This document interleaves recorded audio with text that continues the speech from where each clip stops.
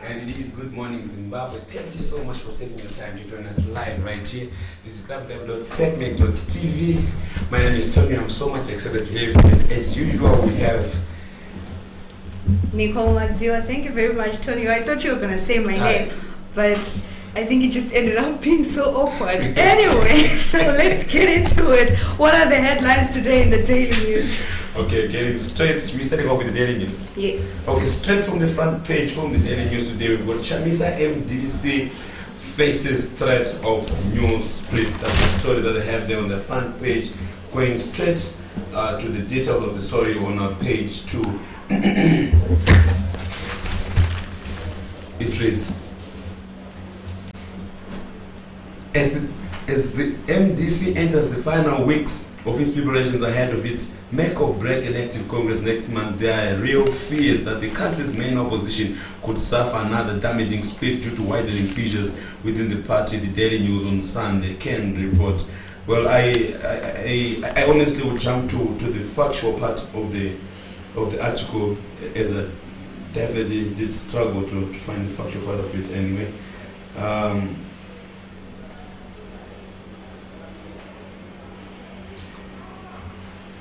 Straight to the fourth paragraph that says that at the same time, Monzora has set the cat among the pigeons by allowing party members to whittle down the powers of the MDC's next president, a move which has been interpreted by some in the ruling party as direct challenge to Chamisa, who has responded sharply by saying that those who are against the current process are free to leave the party. So I think basically here, this is a story that the Daily News is alleging that there is a highly likely chances of Chamisa MDC party having yet a splitter, on allegations that some people are not very happy with what's going on through. I think I'll quickly go to the Standard. These are more or less of same stories as well from the Standard headlines that is plot to derail Chamisa. It reads from the Standard, from the Standard, plot to derail Chamisa. It reads, MDC leaders Chamisa's bid to succeed the party's founding leader Morgan Tsvangirai is in jeopardy after a rival camp approached the High Court seeking to stop forthcoming Congress, citing alleged irregularities in the ongoing nominations. Chamisa has been nominated by all the 6 provinces that have held their congresses so far, eclipsing his rivals Douglas Monzora and Elias Muzuru, who are yet to get any nomination for the top 4 MDC 13 provincial structures. So this is where the real story is. Now we are now seeing some party members who are now approaching the High Court, allegedly trying to stop the current nomination process from going on. So it looks like most of these players, if at all they are real MDC executive members who are now approaching the High Court, they are seeking the High Court to come through and intervene and literally stop the whole nomination process, so that Nelson Chamisa does not have an automatic ticket. I've been watching, Nicole, these developments with so much interest.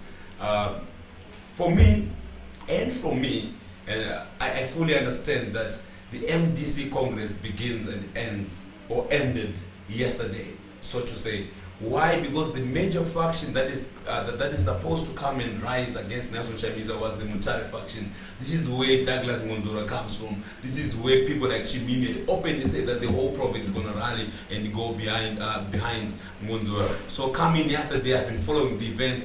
By 4 p.m., by 2 p.m. actually, Monzora got people outside Mutare, whereby he personally announced that he's not going to be contesting MDC President Nelson Chamisa, where he openly said that he's running. I'm sure we're going to do a quick video play on that as well, where he openly said that he's not going to be contesting that post, but he rather focus on the post for the Secretary General. Now, here's the irony, and here's the most interesting development as far as this whole nomination is concerned. Just to let you know, the nomination is more or less of the ticket that allows you to be voted for. So fair and fine now is 16 of the 13 provinces. MDC has got 13 provinces. I know Zimbabwe has got 10. It was got 13 because of the way the structure under the apartheid. Also, remember, it also has the USA, the UK, and Germany, if I'm not mistaken, outside the normal 10 provinces as well. So already the UK has already voted for Chamisa. So now here's the most interesting thing that is going to shape the future of MDC. Strong opposition members that we've been talking about, specifically Mudzuri and Monzora, have always been pushing for their posts to come in against the president's post. I'm not so sure which provinces exactly are backing Mudzuri, but as far as we are concerned, the Mutare factor has been completely demolished as far as yesterday is concerned. By 4 p.m., we saw people already jubilating. I think this is the most disturbing news. According to the actual final results from the Joshimini the current Secretary General Douglas Monzora, the whole clan that has been backing Monzora have lost all posts from the Women's League, the Youth League, the National League, and the Provincial League. So what it basically means is the chances for Monzora are now very, very slim.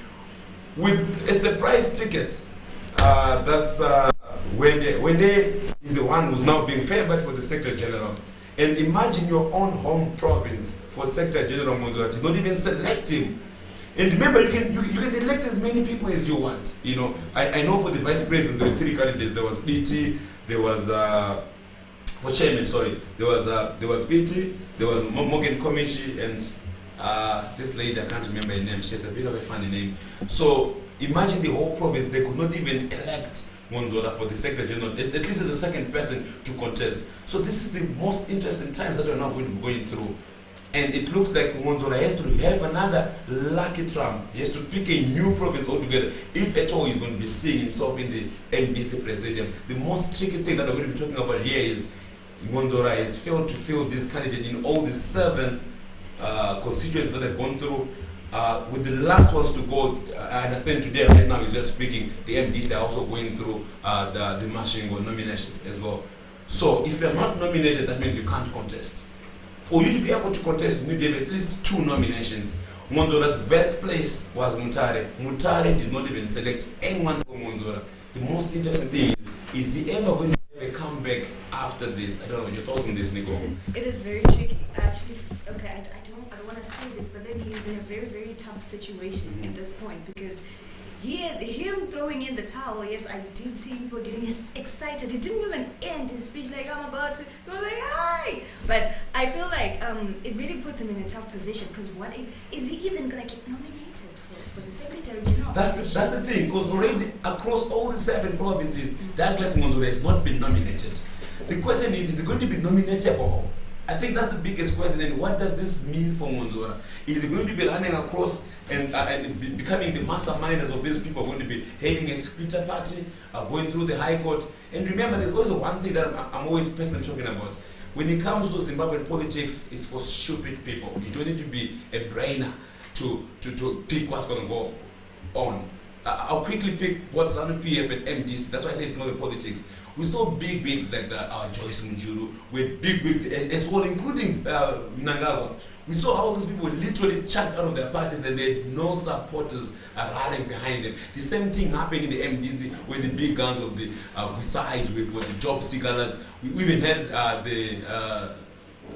Cicero, what's her name? We recently also parted from the MDC, and she had a very she had a very disappointing result. So as it stands, for me, I strongly feel and believe that once you are chucked out from the main political parties, you need to be a genius. And I only know of 2 political geniuses who have managed to get back and bounce back. There's only Prof. Moe and Walshman. These people are the only guys that I know have been chucked out of the political parties, and somehow they managed to miraculously bounce back. That's Monzora and Chiminis and all these guys have that kind of a capacity. Well, we'll just have to and see whether or not they'll do that. But as far as I'm concerned, the most tricky thing about the Monzora, do we call them camp? If at all is there, I think this is the most difficult time, because as it stands, it looks like their home province has denied them access to MDC presidency, and it's either they have to work around a deal to negotiate to say, well, can you at least have one of these provinces selecting me? Because I was hoping that maybe Mashingo, not Mashingo, maybe Mutare was at least going to nominate Monzora for even at least SG, but It's very interesting and shocking for Monzora. I think this really rewrites the whole history for Monzora. Exactly, and I think people, it's high time politicians actually listen when people speak. Because people have spoken, and they said, no, we don't want anyone else. So I believe that that was also something that he was supposed to take into consideration before. But then I like how he did it, announced it, like, I'm not going to run for it anymore. That was very... It's like he personally admitted that, this is the best thing for the party and I will not be doing that. Neither will I be running. Was he doing that out of own will volition? Did they make a deal behind closed doors? Or maybe he really saw that he was not going to win anyway. You know what I'm saying? But remember, Monzora is a very tricky politician. If you go back to the last Congress, Monzora only got one province nominating him. And he managed to beat Nelson Chamisa. This is one surprise ticket that we cannot completely close. We have got 5 more provinces to come through. Let's watch and see how it goes through. Of course, we'll be updating you live on our Twitter page and as well as on our Facebook page as far as these developments are concerned. In the meantime, between time, we can just take a quick break as we also get to watch how Monzora officially handed over the powers to Nelson Chamisa, where he officially said that he's not going to be running through and is giving Nelson Chamisa the powers to go on ahead and run. But lo and behold, I wonder if this was a very good move for him. At least you are supposed to be nominated somewhere. Otherwise, for Monzora, we'll watch and see.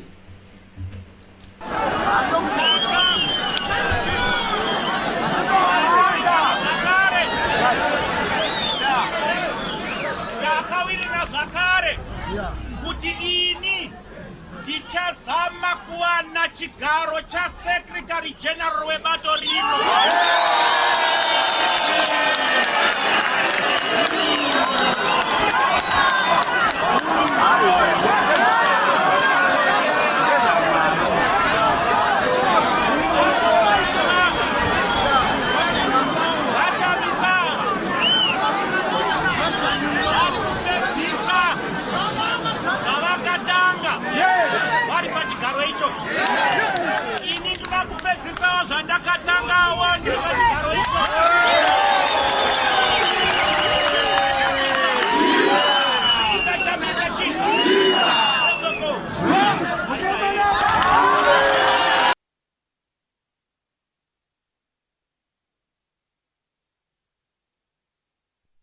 Welcome back.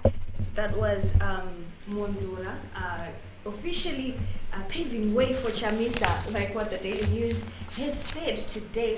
But however, before we get to that, I think we just need to quickly go back to the Sunday Mail, which is our Sunday paper. It says, I have no ill feelings towards Mugabe, that is ED. President Emmerson Mnangagwa says he has no ill feelings towards former President Mr. Robert Mugabe and has opened regular communication channels with his predecessor to ensure that his welfare is well taken care of.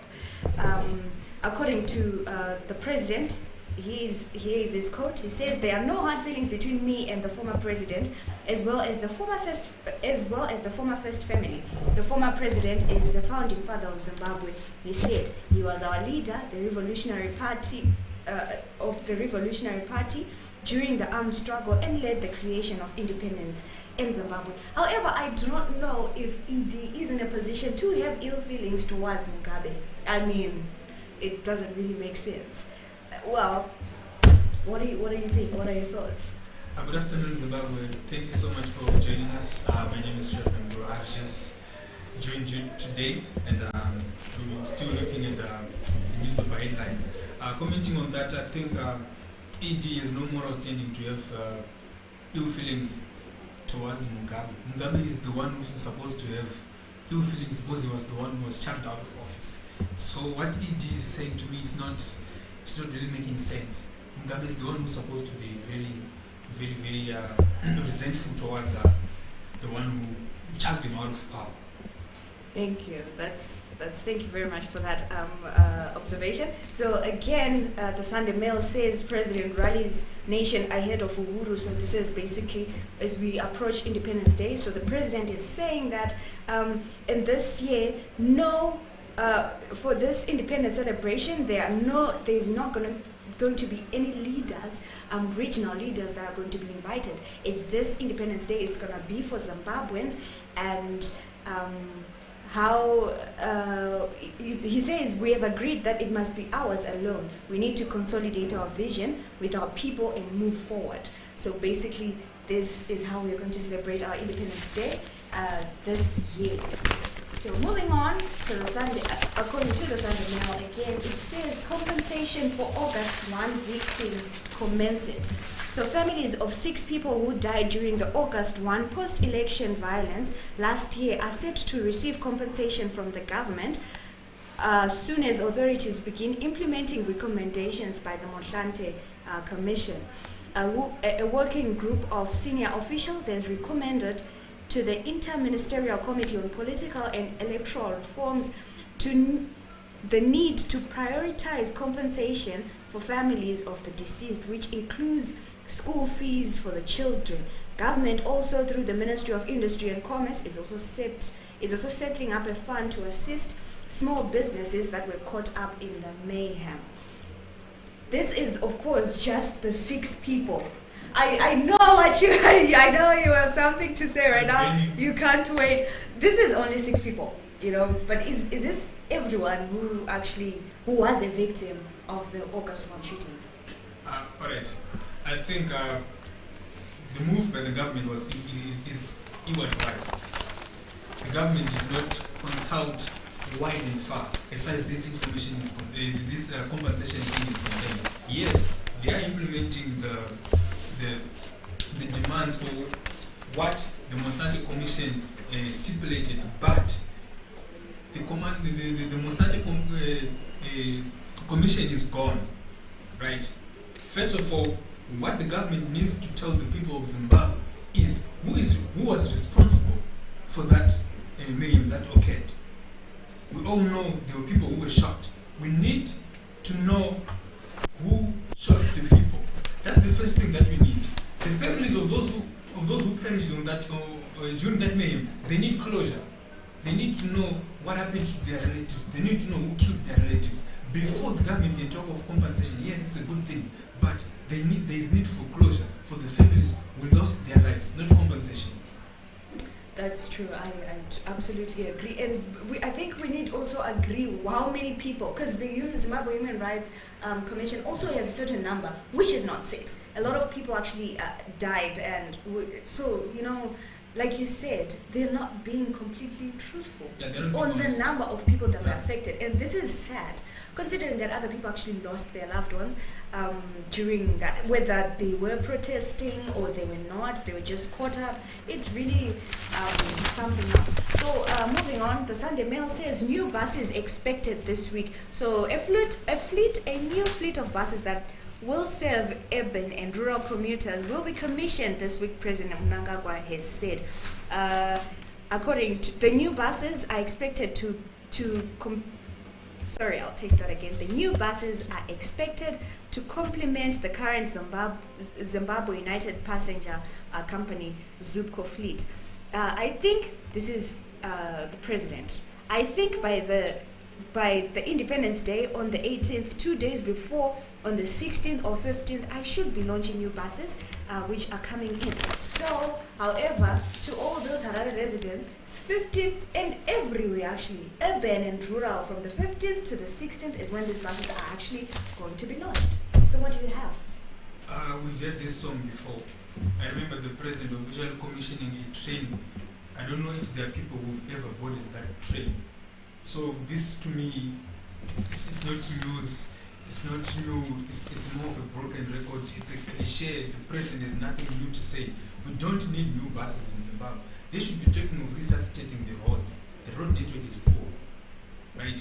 The transport system in Zimbabwe is poor because of of a number of issues that all point to the maladministration that is happening within the government. So new buses for Harare, I don't think, to me, it makes quite sense, given that the buses that are already plying their trade in Harare they do not belong to Zupco. They are borrowed buses. To me, it's not making sense. We need something that is more tangible. Maybe relook at what Zupco is doing as a government parastatal. Has it been recapitalized? Are these buses going to belong to ZUPCO? Who's going to own the buses? First of all, the ZUPCO has to be restructured. The people must know who's running ZUPCO and what ZUPCO has in store as far as the transport sector is concerned, given that ZUPCO is a government parastatal that relies on taxpayers' money. Indeed. What do you have on your side? There's a very interesting story in the Standard. Gugura Wundi was a war, ED8. It says President Emmerson Mnangagwa cannot be described as an architect of the Gugura Wundi mass killings because he was a mere junior to former President Robert Mugabe at the time, his spokesperson has said. I think John Sharapa is being a loose cannon. He must not speak on the president's behalf on such an issue. This is a very emotive issue. This is a very sensitive issue, and emotions are boiling at the moment. The people of Mandebeleland, they need closure, and here he comes, trying to be the defense of the president. To me, he needs to watch his mouth. That's what I can say. He needs to watch his mouth. They're trying to push all the blame to President Mugabe and all this, their politics, but this is a very emotive issue. He should just keep quiet and let the president must speak for himself. He must speak for himself because he is partly responsible for what happened. So he must speak for himself. That's what I say. Okay. Well, of course. What else do you have in the Standard? On the Standard, I have. What else do I have on the Standard? On the Standard, let me look at the Standard sports. Home is for Dubai. I know you like that part. Home is for Dubai. I'm a sports guy. I'm a sports fan.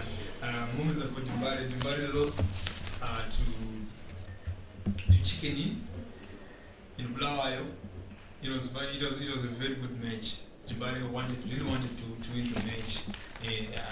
Social media was awash. Kandu will be back.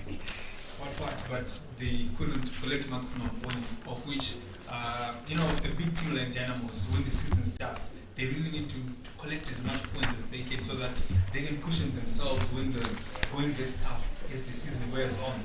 But they're failing to collect maximum points. Same as Highlanders. Highlanders are also in the doldrums of underperforming as their winless status continued.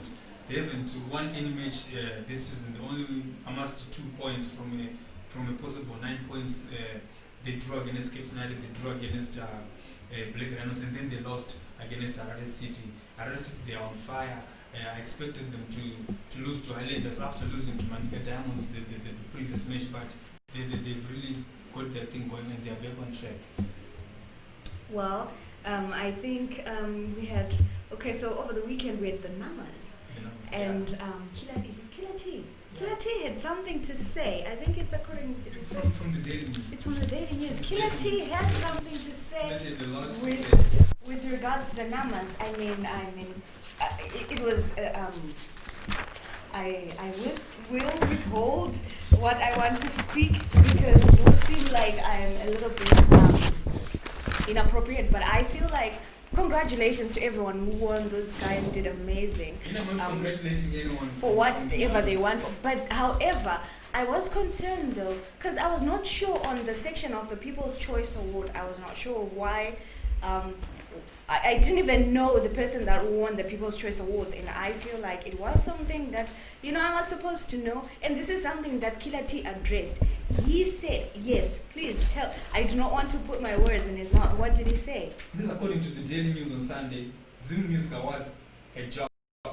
Killer T trashes local gongs. Dance star Killer T pictured his trashed the local music awards, saying they don't recognize hard work and talent, but mediocrity. Born Kelvin Kuskweni, the chanter said talent is God-given and cannot be judged by an individual or group of people constituting an adjudicating panel. His belief is that local awards are just money-spinning ventures meant to enrich particular individuals. Awards in Zimbabwe, awards in Zimbabwe are a job. A singer has more than 60 songs dominating the airwaves, loses to someone with singles who releases them towards the award ceremony, and you reward him or her as the musician of the year. This does not make sense. They don't reward hard work, but there are people. Said Killer T, who is also known as the chairman. The chairman has spoken, and I'm sure the ghetto youths are listening, and they are also sharing the same sentiments. I think the numbers, in as far as they are adjudicating, they really need to look at it in a more expansive way. They really need to look at what other award ceremonies from the region. You look at South Africa, you look at Kenya, you look at Nigeria, then you move to the UK or Europe. How do they run their awards? I think it would be good for me to hear that a group of NAMA educators have gone to see how South African award ceremonies are held or are run. Look at your Metro FM awards, the South African Music Awards. They are so on point. They are flawless. They don't raise much issues. But when it comes to NAMA, I think for every year NAMA has an issue. I think it's either they stop the awards, they re-strategize or anything, or do something, because they always leave people with a lot to say. I absolutely agree with what Killer T said, that you would find that sometimes it's not about promoting local talent. It's actually, it's mediocrity. I do agree, but I'm going to have to disagree a little bit, because he says that sometimes someone with 70 songs will lose to someone with 4 songs. Yeah, that's what he said. But however, sometimes it's also promoting that other talent, But however, I just feel like sometimes it's just overdone. So I do agree, and I also disagree. Sometimes it's overdone. Like XQ, how many did he walk away with? He was literally like the man of he walked of the away awards. with 2 awards. 2 awards? Best album and outstanding male. Yes, and of course people were saying outstanding male was supposed to be Winky D.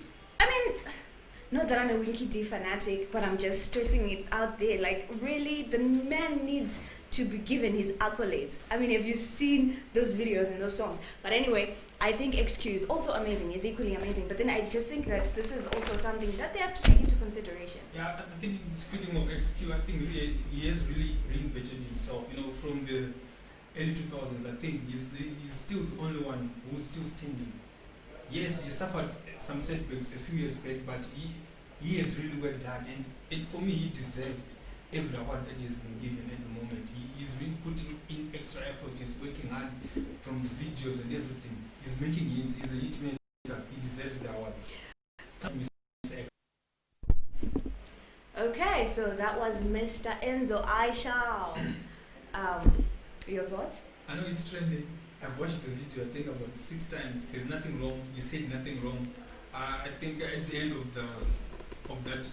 his speech, he was a bit emotional. Where he wanted to talk of his grandchildren.